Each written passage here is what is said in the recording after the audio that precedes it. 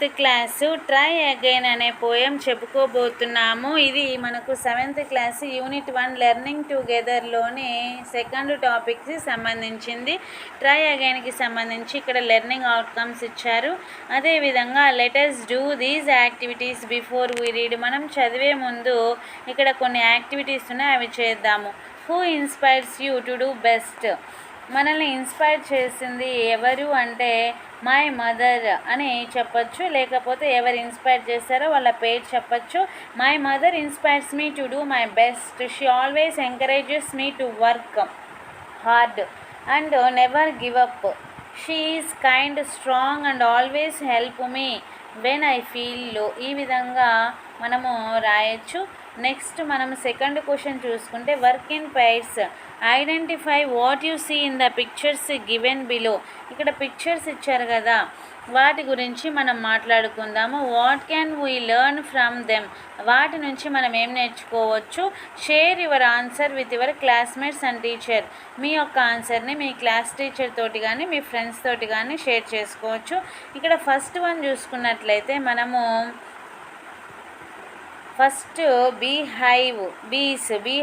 బీస్ అంటే వీటిని చూసి మనము working together and busy like బీస్. అందరు బిజీగా ఉండాలి, అదేవిధంగా కలిసి పనిచేయాలి. సెకండ్ వన్ మనము స్పైడర్ అండ్ వెబ్. సాలెపురుగును చూసి మనము పేషెంట్ అంటే ఓపికతో ఉండాలి, ట్రయింగ్ లైక్ ఎన్నిసార్లు ఓడినా మళ్ళీ ప్రయత్నం చేస్తూ ఉండాలి అని నేర్చుకోవాలి. థర్డ్ వన్ చూసుకున్నట్లయితే ఫ్లయింగ్ బర్డ్స్. టీం వర్క్ ఉండాలి, హెల్పింగ్ ఈచ్ అదర్ ఉండాలి. అదేవిధంగా మనము ఇక్కడ బర్డ్ అండ్ నెస్ట్ని చూసుకున్నట్లయితే కేర్ ఫర్ హోమ్. మనము ఫ్యామిలీని కేర్గా చూసుకోవాలి. అదేవిధంగా యాంట్స్ని చూసుకున్నట్లయితే యాక్టివ్గా ఉండాలి, టీం వర్క్ ఉండాలి, డిసిప్లైన్ ఉండాలి. నెక్స్ట్ మనము ఇక్కడ యాపిల్ ట్రీ చూసుకున్నట్లయితే యాపిల్ ట్రీ అనేది మనము ఇతరులకి ఉపయోగపడే విధంగా ఉండాలి. ఇవి మనకు ఈ పిక్చర్కి సంబంధించి మనం నేర్చుకోవాల్సిన విషయాలు. నెక్స్ట్ పోయానికి వద్దాము. ఇక్కడ పోయంలో చూసుకున్నట్లయితే ఫస్ట్ స్టాంజా వరకు మనము చూద్దాము. ఫస్ట్ స్టాంజా ఇంతవరకు ఇక్కడ కింగ్ బ్రూస్ ఆఫ్ స్కాట్లాండ్ యొక్క రాజు. ప్లంగ్ అంటే నిరాశతోటి కూర్చోవడము. ప్లంగ్ అంటే నిరాశతోటి కూర్చోవడము. Himself down in a lonely mood to think. ఏదో ఆలోచిస్తూ నిరాశతో ఒంటరిగా కూర్చున్నాడు. It is true he was monarch and wore a crown. అతను నిజమైన రాజే, కిరీటం ధరించిన వాడే అయినప్పటికీ but his heart was beginning to sink. కానీ అతని మనసు మాత్రము ఏదో కుంగిపోతున్నట్లుగా, నిరాశ చెందుతున్నట్లుగా ఉంది. ఇక్కడ సింక్ అంటే మునిగిపోవడము అని అర్థం. నెక్స్ట్ సెకండ్ స్టాంజా చూసుకున్నట్లయితే మనము for he had been trying to do a great deed అంటే ఇక్కడ పని అని అర్థం. To make his people glad అంటే హ్యాపీ అని అర్థం. He had tried but could not succeed and so he became quite sad. ఇక్కడ సెకండ్ స్టాంజా మీనింగ్ చూసుకున్నట్లయితే మనం ఇక్కడ ఏమనిపిస్తుందంటే అతను ప్రజలను సంతోషపెట్టడానికి ఒక గొప్ప పని సాధించాలని ఎన్నోసార్లు ప్రయత్నం చేశాడు, కానీ ఎన్నిసార్లు ప్రయత్నించినా విజయం సాధించలేకపోయాడు. దాంతో ఆయన చాలా బాధపడుతున్నాడు. ఇది సెకండ్ స్టాంజా యొక్క మీనింగ్. నెక్స్ట్ మనము ఇక్కడ థర్డ్ స్టాంజా చూసుకున్నట్లయితే he plunge himself down in a low despair. ఇక్కడ మనకు డిస్పైర్ అంటే నిరాశ అని అర్థము. డిస్పైర్ అంటే ఏంటమ్మా, నిరాశ. As he grieved as man could be and after a while he pondered there I will give it all up said he. ఇక్కడ మనకు డిస్పైర్ అంటే నిరాశ, గ్రేవ్డ్ అంటే దుఃఖించడం. ఇక్కడ గ్రేవ్డ్ అంటే దుఃఖించడం. నెక్స్ట్ పాండర్డ్ అంటే ఆలోచించడం. పాండర్డ్ అంటే ఆలోచించడము. మనిషి ఎంతగా బాధపడగలడో అంతగా నిరాశ చెంది అతను నేల మీద పడిపోయాడు.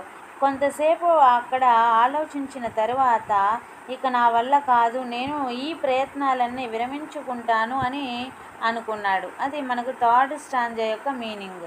నెక్స్ట్ మనం ఫోర్త్ స్టాంజాకి వెళ్ళినట్లయితే now just At that moment, a spider dropped with its silken filmy clue, and the king, in the midst of his thinking, stopped to see what the spider would do. ఇక్కడ మనం చూసుకున్నట్లయితే ఫిల్మీ అంటే పలుచనైన, ఫిల్మీ అంటే ఏంటమ్మా పలుచనైన. Next వచ్చేసరికి now just at the moment a spider dropped with its silken filmy clue, and the king, in the midst of its thinking, stopped to see what the spider would do. ఇక్కడ చెప్పుకున్నాం కదా, ఫిల్మీ అంటే అర్థం ఏంటంటే అత్యంత పలుచనైన. Next ఇక్కడ clue అంటే సంకేతము. ఈ విధంగా స్పైడర్ అంటే సాలెపురుగు. వీటి యొక్క అర్థం వచ్చేసరికి మనం చూసుకున్నట్లయితే ఫోర్త్ స్టాంజా యొక్క అర్థం చూసుకున్నట్లయితే అతను తన యొక్క ప్రయత్నాన్ని విరమించుకుందామనుకునే సమయంలోనే ఒక సాలీడు తన పల్చని పట్టుదారంతో కిందకి జారిందనమాట. తన ఆలోచనలలో ఉన్న రాజు ఒక్కసారిగా సాలెపురుగు ఏం చేస్తుందో చూద్దామని ఆలోచనని ఆపేశాడు. దానిని సాలెపురుగుని గమనించడం మొదలుపెట్టాడు. ఇది ఫోర్త్ స్టాంజా యొక్క మీనింగ్. నెక్స్ట్ మనం ఫిఫ్త్ స్టాంజాకి వెళ్ళినట్లయితే it was a long way up to the ceiling dome and it hung by a rope so fine that how it would get its cobweb home. King Bruce could not divine. Fifth స్టాంజాలో మనకు meanings చూసుకున్నట్లయితే ceiling అంటే పై cup అని అర్థం. అలాగే dome అన్నా కూడా మనకు పైకప్పే వస్తుంది అర్థము. నెక్స్ట్ వచ్చేసరికి అంటే గోపురం లాగా ఉంటుంది కదా, అది వస్తుంది అనమాట. నెక్స్ట్ ఇక్కడ డివైన్ అంటే అర్థము ఊహించడము, అంచనా వేయడము. కాబ్ వెబ్ అంటే సాలెపురుగుది అది ఉంటుంది కదా, వల ఉంటుంది కదా, అదనమాట. ఈ విధంగా చూసుకున్నట్లయితే మనము ఫిఫ్త్ స్టాంజా యొక్క మీనింగ్ చూసుకున్నట్లయితే పైకప్పు చాలా ఎత్తులో ఉంటుంది కాబట్టి సాలీడు చాలా చిన్నది, సన్నని దారంతో వేలాడుతూ ఉంది. అంత ఎత్తులో ఉన్న తన గూటికి ఆ సాలీడు ఎలా చేరుకోగలదో రాజు బ్రూస్ ఊహించలేకపోయాడు. ఇది మనకు ఫిఫ్త్ స్టాంజా యొక్క మీనింగ్. ఇంకా నెక్స్ట్ స్టాంజాకి వెళ్ళిపోదాం. ఇక్కడ మనము నెక్స్ట్ ఫిఫ్త్ కాదు, ఇక్కడ సిక్స్త్ స్టాంజా సిక్స్ చూసుకున్నట్లయితే మనము ఇక్కడ చూడండి. It soon began to cling and crawl straight up with strong and endeavour, but down it came with a slippery sprawl as near to the ground as ever. ఇక్కడ sixth స్టాంజాలో మనకు crawl అంటే meaning పాకడము, క్లింగ్ అంటే గట్టిగా పట్టుకోవడము. Next end over అంటే అర్థం ఏంటంటే శ్రమ, ప్రయత్నము. నెక్స్ట్ స్ప్రాల్ అంటే మీనింగ్ వచ్చేసరికి జారిపడము. సిక్స్త్ స్టాంజా యొక్క మనం మీనింగ్ చూసుకున్నట్లయితే ఆ సాలీడు గట్టి ప్రయత్నంతో పైకి పాకడం ప్రారంభించింది. It soon began to cling and crawl, మళ్ళీ కానీ జారే స్వభావం వల్ల అదేమవుతుందంటే మళ్ళీ కిందకు పడుతుంది. But down it came with slippery sprawl అంటే అది సిల్కీగా ఉంది కాబట్టి కింద పడిపోతుంది. As near to the ground as ever, ఎప్పటిలాగే మళ్ళీ మొదటికి వచ్చేస్తుంది అనమాట. నెక్స్ట్ చూసుకున్నట్లయితే మనము ఇక్కడ up it ran not a second stay to utter the least complaint till it fell still lower, and there it lay a little dizzy and faint. అంటే ఇక్కడ మీనింగ్స్ వచ్చేసరికి మనకు డిజీ అంటే అర్థము తల తిరుగుతున్నట్టుగా ఉన్నా సరే. Next up it ran up not a second stay, ఒక్క క్షణం కూడా ఆగకుండా టు అట్టర్ ఎట్లీస్ట్ కంప్లైంట్, మళ్ళీ ఒక కంప్లైంట్ కూడా ఫిర్యాదు కూడా చేయకుండా మళ్ళీ పైకి పాకుతూ ఉందన్నమాట. Till it fell still lower, అయితే ఈసారి ఇంకా కిందకు పడిపోయింది. And there it lay a little dizzy and faint, కొంచెము తల తిరుగుతున్నట్టు నీరసంగా అక్కడ పడి ఉందన్నమాట. ఫెయింట్ అంటే ఇక్కడ మీనింగ్ వచ్చేసరికి బలహీనంగా ఉండడం. అది మళ్ళీ మళ్ళీ ప్రయత్నం చేస్తుంది అని ఇక్కడ మనకు 7th స్టాంజా యొక్క మీనింగు. నెక్స్ట్ స్టాంజా చూద్దాము. ఇక్కడ చూసుకున్నట్లయితే its head grew steady again it went and travelled a half yard higher. It was a delicate thread it had to tread and a road where its feet would tire. ఇక్కడ మనము study అంటే అర్థం ఏంటంటే స్థిరంగా ఉండడము. Next thread అంటే నడుచుట, thread అంటే నడుచుట. Next ఇంకా ఫీట్ అంటే పాదాలు, టైర్ అంటే అలసిపోవడము. మీనింగ్ వచ్చేసరికి కొద్దిసేపటికి తన యొక్క తల తిరిగి కింద తగ్గి కుదుట పడినట్టు అనిపించింది. మళ్ళీ బయలుదేరింది. ఈసారి మరో అరగజం దూరం పైకి వెళ్ళింది. అది నడవవలసి వచ్చిన చాలా సున్నితమైన దారం మీద దాని కాళ్ళకు అలసట కలిగించే దారి అది. ఈ విధంగా ప్రతిసారి ప్రయత్నం చేస్తూ వచ్చిందనమాట. నెక్స్ట్ స్టాంజా చూసుకున్నట్లయితే again it fell and swung below but again it quickly mounted till up and down, now fast and now slow. 9 brave attempts were counted. ఇక్కడ మనము మీనింగ్స్ చూసుకున్నట్లయితే మౌంటెడ్ అంటే ఎక్కడం, అటెంప్ట్స్ అంటే మళ్ళీ ప్రయత్నాలు అని అర్థం, క్విక్లీ అంటే త్వరగా అని అర్థము. ఇక్కడ చూసుకున్నట్లయితే అది మళ్ళీ కిందనే వేలాడినా సరే వెంటనే మళ్ళీ పైకి ఎక్కుతుంది. అలా పైకి కిందకి ఎప్పుడు వేగంగా మెల్లగా ఇలా మొత్తము 9 ప్రయత్నాలు అయితే చేసింది. 9 బ్రేవ్ అటెంప్ట్స్, 9 అంటే 9 అటెంప్ట్స్ అయితే చేసింది అనమాట. నెక్స్ట్ స్టాంజా చూసుకున్నట్లయితే sure cried the king that foolish thing will strive no more to climb when it toils so hard to reach the cling and trumps every time. ఇక్కడ మనము meanings చూసుకున్నట్లయితే toils అంటే అర్థం ఏంటంటే అర్థము కష్టపడి పని చేయడము. అలాగే ట్రంప్స్ అంటే జారిపడము. ఈ 2 మీనింగ్స్. మనము అర్థం చూసుకున్నట్లయితే ఖచ్చితంగా ఈ పిచ్చిది పురుగు వచ్చేసరికి ఇంకా పైకి ఎక్కడానికి ప్రయత్నించదు, ఇంతటితో విరమించుకుంటుంది అని రాజు అనుకుంటాడు. కానీ ఎందుకంటే అది పట్టు సాధించడానికి ఎంత కష్టపడినా ప్రతిసారి కింద పడిపోతూనే ఉంది. అందుకని రాజు ఆ విధంగా ఆలోచిస్తాడు. నెక్స్ట్ స్టాంజా చూసుకున్నట్లయితే but up the insect went once more. Oh me, it is an anxious minute. He is only the foot from his cobweb door. Oh say, will he lose or win it? ఇక్కడ మనము అర్థాలు చూసుకున్నట్లయితే anxious అంటే ఆందోళన, కాబ్వెబ్ అంటే సాలెపురుగు యొక్క అది డోరు. నెక్స్ట్ వచ్చేసరికి దీని యొక్క అర్థం చూసుకున్నట్లయితే ఆ కీటకము పడిపోయిన ప్రతిసారి పైకి పాకుతూనే ఉంది. అబ్బా ఇది ఎంత చాలా టెన్షన్ పెట్టే క్షణము అని అనుకుంటూ ఉన్నాడు. దాని సాలీడు గూడు ద్వారానికి కేవలం 1 అడుగు దూరంలోనే ఉంది.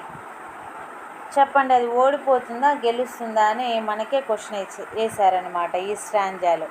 నెక్స్ట్ స్టాంజా మీనింగ్ చూసుకున్నట్లయితే steadily inch by inch higher and higher he got and a bold little run at the every last pinch but him into his native cot.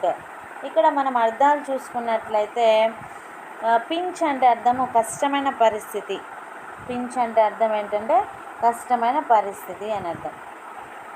ఇక్కడ మనము అర్థం చూసుకున్నట్లయితే స్థిరంగా అంగుళం అది పైకి చేరుకుందనమాట. చివరి క్షణంలో ఒక చిన్న ధైర్యమైన పరుగుతోటి తన సొంత గూటికి చేరుకున్నది. చిన్నగా మెల్లమెల్లగా చేరుకుంటూ చివరి అడుగు దూరంలో ఉన్నది అనగా ఇంకా ఒక చిన్న ధైర్యంగా ఒక పరుగు వేసింది. దాంతో తన సొంత గుటికి చేరుకుంది. ఈ విధంగా సాలెపురుగు 9 ప్రయత్నాలలో తన యొక్క విజయాన్ని సాధించుకుంది. అది మన రాజు చాలా తన యొక్క ఆలోచనలు కూడా మానేసి దానివైపే చూస్తూ ఉన్నాడు ఏం జరుగుతుందా అని. నెక్స్ట్ స్టాంజా మీనింగ్ చూసుకున్నట్లయితే bravo the king cried out, all honour to those who cry, the spider up there defied despair he conquered and why shouldn't I. అంటే ఇక్కడ బ్రావో అంటే మీనింగ్ ఏంటంటే పెద్ద, ఇక్కడ మీనింగ్స్ చూసుకున్నట్లయితే బ్రావో బ్రావో అంటే శబాష్ అని అర్థము, హానర్ అంటే గౌరవము, తర్వాత డిఫైడ్ అంటే మీనింగ్ వ్యతిరేకించడము, డిస్పైర్ అంటే మీనింగ్ వచ్చేసరికి డిస్పైర్ అంటే నిరాశ, డిస్పైర్ అంటే ఇక్కడ వచ్చేసరికి నిరాశ, అంటే నిరాశను వ్యతిరేకించి జయించింది అని అర్థం. షబాస్, రాజు ఉత్సాహంగా కేక వేశాడు. ప్రయత్నించే వారందరికీ గౌరవం దక్కాలి. అక్కడ ఒక చిన్న సాలిడు నిరాశను జయించింది, విజయం సాధించింది, మరి నేను ఎందుకు సాధించలేను అని అనుకున్నాడు. నెక్స్ట్ మనము లాస్ట్ స్టాంజా చూసుకున్నట్లయితే ఇక్కడ and Bruce of Scotland brushed his mind and gossips tell the tale that he tried once more as he tried before and the time did not fail. ఇక్కడ మనకు మీనింగ్ చూసుకున్నట్లయితే conquered అంటే conquered జయించడము, అలాగే brass అంటే సిద్ధమవ్వడము, gossips అంటే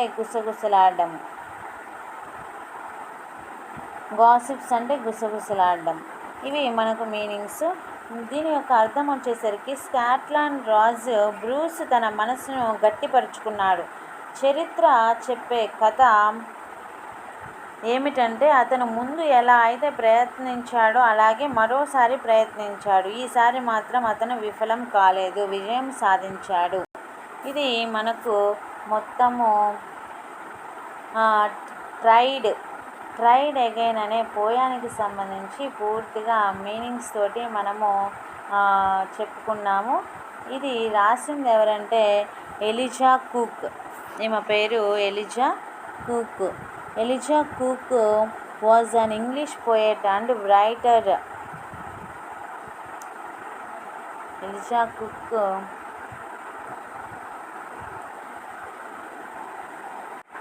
రచయిత గురించి ఇక్కడ ఇచ్చారు, చూసుకోవచ్చు. ఇంతటితోటి పోయం కంప్లీట్ అయిపోయింది. Thanks for watching this video. Thank you and subscribe my channel.